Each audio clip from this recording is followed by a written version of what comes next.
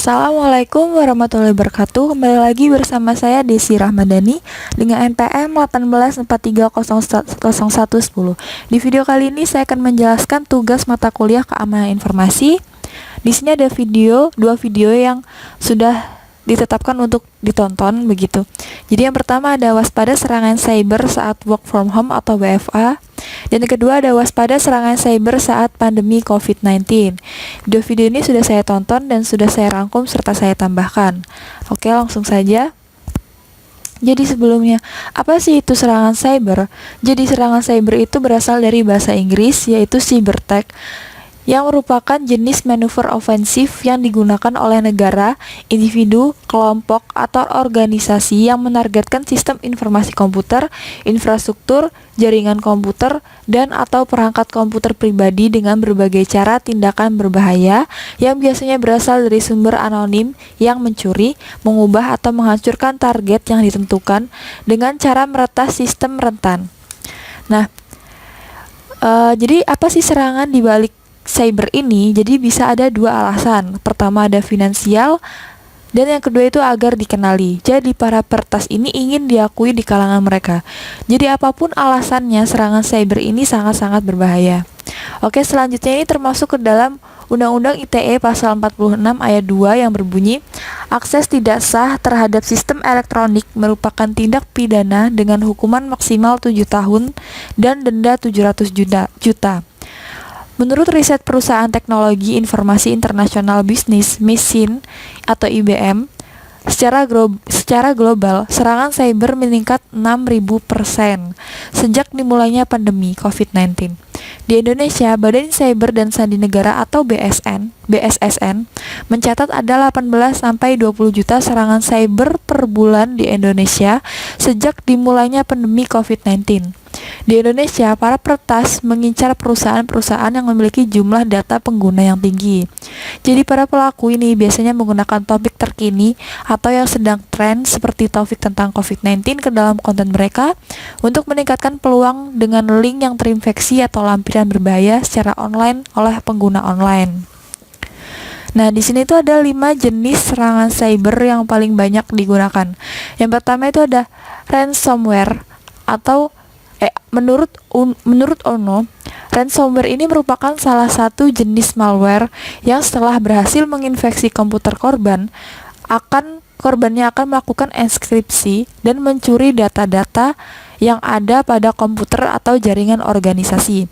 Biasanya operator ransomware ini akan meminta uang tebusan untuk mendeskripsi data-data milik korban, dan biasanya uang tebusannya ini diminta dalam bentuk Bitcoin. Yang kedua itu ada phishing. Nah, ini phishing ini yang sering terjadi, yaitu phishing adalah suatu metode untuk melakukan penipuan dengan mengelabui target dengan maksud untuk mencuri akun target. Jadi phishing ini dirancang untuk melakukan bentuk penipuan dengan cara percobaan untuk mendapatkan informasi sensitif seperti nomor kartu kredit, kata sandi, atau data-data kredensial lainnya. Nah, yang ketiga itu ada kebocoran data. Jadi menurut ONO ini, kebocoran data dapat diartikan sebagai transmisi data yang tidak sah dari dalam suatu organisasi ke tujuan atau penerima eksternal. Jadi istilah tersebut dapat digunakan untuk menggambarkan data yang ditransfer secara elektronik atau fisik. Yang keempat ini ada hacking. Nah, hacking ini ONO menjelaskan, hacking adalah kegiatan menerobos program komputer milik pihak lain. Sedangkan hacker adalah orang yang gemar mengoprek komputer, memiliki keahlian membuat dan membaca program tertentu, dan suka mengamati keamanan cyber dari suatu sistem. Biasanya hacker ini akan mengambil alih sistem jaringan, akun sosial media, akun perbankan, mencuri data, dan lainnya.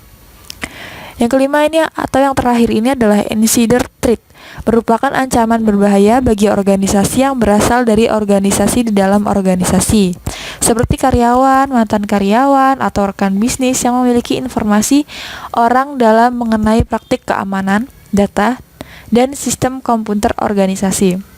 Jadi di sini ada kasus yang pernah terjadi. Jadi sebelumnya itu di tahun 2020 ini perusahaan e-commerce tanah air saat tanah air Tokopedia mengalami pembobolan data pengguna dalam bentuk email, nama, kata sandi. Nah, sang peretas ini menjual 90 juta akun Tokopedia ke forum.web. Nah, yang kedua itu ada bulan yang sama. Hal yang sama juga terjadi di toko online Bineka. Sekitar 1,2 juta akun pengguna diretas.